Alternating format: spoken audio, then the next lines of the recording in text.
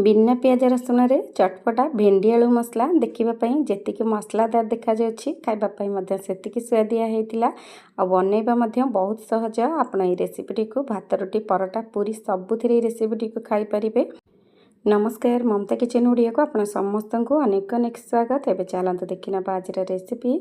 आज रेसिपी बनवाई मुझे 300 ग्राम नहीं जाइए कि भेंडी को भल भाव धुआ धुई करके भाव मझी कट लगे रखी नहीं। गोटे भेंडी को मुझे 2 फाड़ कर गोटे आलू नहीं। आलू को सेमती मीडियम पीसेस रे लंबा लंबा करके एमती काटिकी साइड रे रखी नहीं। आपड़ जिते बड़े भी भेंडी नौकरी एमती कलिया भेंडी देखिकी ने।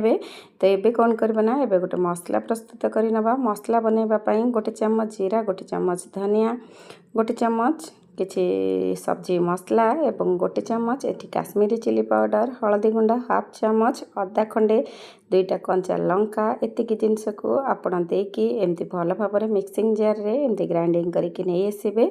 तो आपन को एठी चिकन करके ग्राइंडिंग करबा दरकार नहीं। एमती दरदरा खंडा थिबो आपण एमती ग्राइंडिंग करके नहीं आसबे। तो आ भितर तो मु ग्राइंडिंग करके नहीं आसी। तो आरपट साइड रे कौन करबा ना, एमती गोटे कड़ाई बसई नवा। कड़ाई रे किछि रिफाइन ऑयल दे देबा। तापरे 2 ରୁ 3टा सुखिला लंका, किछि सोरिष जगह आपण एठी जीरा दे परिबे।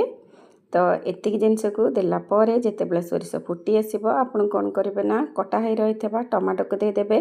तो टमाटो एठी बड़ साइज रो मु 2टा नेछि एवं प्रथमे से टमाटो को देकी एपट सेपट करके भाजी नेबे। टमाटो ये रेसिपी रे निश्चिंत देबे। टमाटो को बिल्कुल भी स्किप करेंगे नहीं, कहीं टिके खटा खटा राग राग रहिले ये रेसिपीटी खाइबा को भल लागिबो। जेतेबेले टमाटो को किछि सेकेंड एमती टिके एपट सेपट करि नेबे। तापर कोन करिवे ना, आपण जो एठी मसला को ग्राइंडिंग करके रखिथिबे तापर से मसला को दे देबे। मसला को 2 ରୁ 3 मिनिट एमती एपट सेपट करके भाजी नेबे। तो एई भली भाबे मु भाजी नेछि मसला को।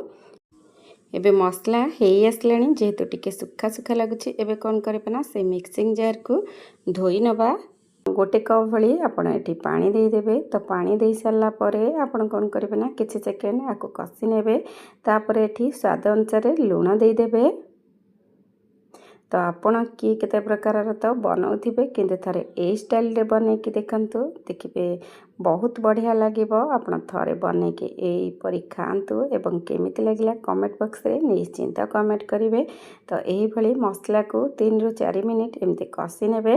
ता भितरे मु स्वाद अनुसार एठी लूण दे देछि। तो एमिति किछि सेकेंड कसिबा परे आपण कौन करिवे ना, आपण जो भेंडी आलू को साइड रे काटिकी रखिथिबे तापरे से भेंडी आलू को एठी दे देबे। तो भेंडी आलू को एठी किछि भाजिबा दरकार नहीं, सेमिति ही आपण एठी कंचा दे देबे। देखिबे थरे ए स्टाइल रे ही बनांतु, बहुत बढ़िया बनिबो। तो ये भाव भेंडी आलू को देकी आपण किछि सेकेंड टिके एपट सेपट करि नेबे। तापर कौन करेंगे ना, गैस रो फ्लेम को आपण एठी लो रे रखिबे। एही मसला सहित भेंडी आलू को भल भाव कसी नेबे।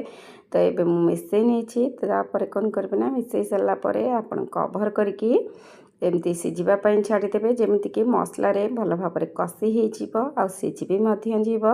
आ मझिरे मझिरे आपण एठी कोन करथिबे ना, एमती टिके काढिकी चेक करि नउथिबे, काहेकि ना तळ जेमती न लागि जाए सेमिति आपण कोन करिवे ना, एठी चेक करि नउथिबे। तो एही रेसिपी रे आपण को एठी बिल्कुल भी पानी दबा दरकार नहीं। केवल मसला कसिबा बेले आपण जेतिकी पानी देइथिबे सेतिकी ही दरकार, ताठु अधिक बिल्कुल भी देबे नहीं। एमती मसला मसला होगी रहिबो आ कसा कसा होगी रहिबो, खाइबा को बहुत बढ़िया लागिबो।